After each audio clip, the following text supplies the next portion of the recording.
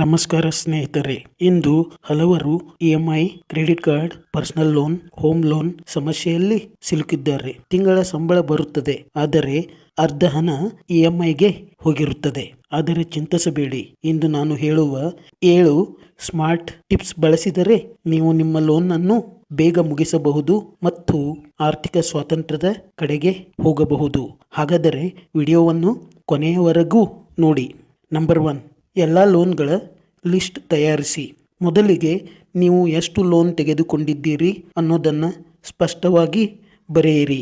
ಯಾವ ಲೋನ್, ಎಷ್ಟು ಬಾಕಿ ಇದೆ, ಎಷ್ಟು ಬಡ್ಡಿ ದರ, ತಿಂಗಳ ಇಎಂಐ ಎಷ್ಟು.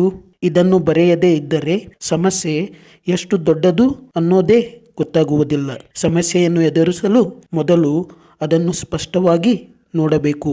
ನಂಬರ್ 2, ಹೆಚ್ಚು ಬಡ್ಡಿ ದರ ಇರುವ ಲೋನ್ ಮೊದಲು ಕ್ಲಿಯರ್ ಮಾಡಿ. ಹೌದು ಫ್ರೆಂಡ್ಸ್, ಎಲ್ಲ ಲೋನ್ ಒಂದೇ ರೀತಿ ಇರೋದಿಲ್ಲ. ಕ್ರೆಡಿಟ್ ಕಾರ್ಡ್ ಮತ್ತು ಪರ್ಸನಲ್ ಲೋನ್ಗಳಿಗೆ ತುಂಬಾ ಹೆಚ್ಚು ಬಡ್ಡಿ ದರ ಇರುತ್ತದೆ. ಆದ್ದರಿಂದ ಮೊದಲಿಗೆ ಹೈ ಇಂಟ್ರೆಸ್ಟ್ ಲೋನ್ ಕ್ಲಿಯರ್ ಮಾಡಲು ಪ್ರಯತ್ನಿಸಿ. ಇದರಿಂದ ನಿಮ್ಮ ಹಣ ಅನಗತ್ಯ ಬಡ್ಡಿಗೆ ಹೋಗುವುದನ್ನು ತಪ್ಪಿಸಬಹುದು. ನಂಬರ್ 3, ಅನಗತ್ಯ ಖರ್ಚುಗಳನ್ನು ಕಡಿಮೆ ಮಾಡಿ.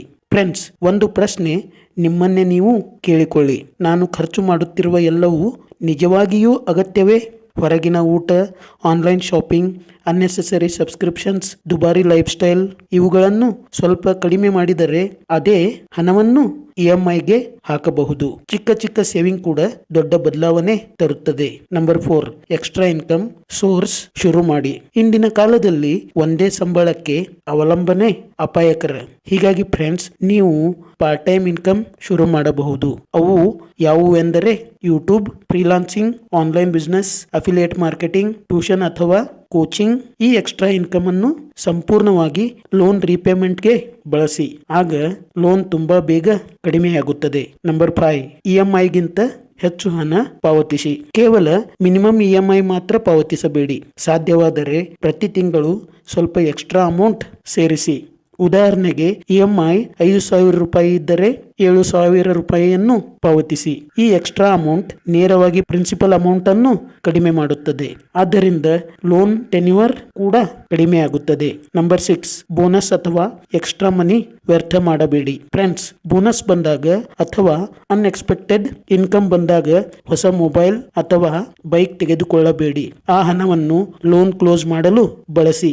ಒಮ್ಮೆ ಲೋನ್ ಮುಗಿದರೆ ನೀವು ಸ್ಟ್ರೆಸ್ ಫ್ರೀ ಆಗಿ ಬದುಕಬಹುದು. ನಂಬರ್ 7, ಹೊಸ ಲೋನ್ ತೆಗೆದುಕೊಳ್ಳುವುದನ್ನು ನಿಲ್ಲಿಸಿ. ಫ್ರೆಂಡ್ಸ್, ಹಳೆಯ ಲೋನ್ ಮುಗಿಸುವ ಮೊದಲು ಹೊಸ ಲೋನ್ ತೆಗೆದುಕೊಳ್ಳಬೇಡಿ. ಒಂದು ಗುಂಡಿಯಿಂದ ಹೊರಬರೋಕೆ ಇನ್ನೊಂದು ಗುಂಡಿಗೆ ಬೀಳಬೇಡಿ. ಆದ್ದರಿಂದ ನಿಮ್ಮ ಜೀವನದಲ್ಲಿ ಡಿಸಿಪ್ಲಿನ್ ಇರಬೇಕು, ಪೇಷನ್ಸ್ ಇರಬೇಕು. ಫೈನಾನ್ಷಿಯಲ್ ಫ್ರೀಡಮ್ ಒಂದು ದಿನದಲ್ಲಿ ಬರೋದಿಲ್ಲ. ಸ್ನೇಹಿತರೆ, ಲೋನ್ ನಿಮ್ಮ ಜೀವನವನ್ನು ನಿಯಂತ್ರಿಸಬಾರದು, ನೀವೇ ನಿಮ್ಮ ಹಣವನ್ನು ನಿಯಂತ್ರಿಸಬೇಕು. ಒಂದು ಸ್ವಲ್ಪ ಸ್ಯಾಕ್ರಿಫೈಸ್ ಮಾಡಿದರೆ ನಾಳೆ ಟೆನ್ಷನ್ ಫ್ರೀ ಲೈಫ್ ಬದುಕಬಹುದು. ಈ ವಿಡಿಯೋ ನಿಮಗೆ ಉಪಯೋಗವಾದರೆ ಲೈಕ್ ಮಾಡಿ, ಶೇರ್ ಮಾಡಿ ಮತ್ತು ಸಬ್ಸ್ಕ್ರೈಬ್ ಮಾಡೋದನ್ನ ಮರೆಯಬೇಡಿ. ಮುಂದಿನ ವಿಡಿಯೋದಲ್ಲಿ ಮತ್ತೆ ಭೇಟಿಯಾಗೋಣ. ಧನ್ಯವಾದಗಳು.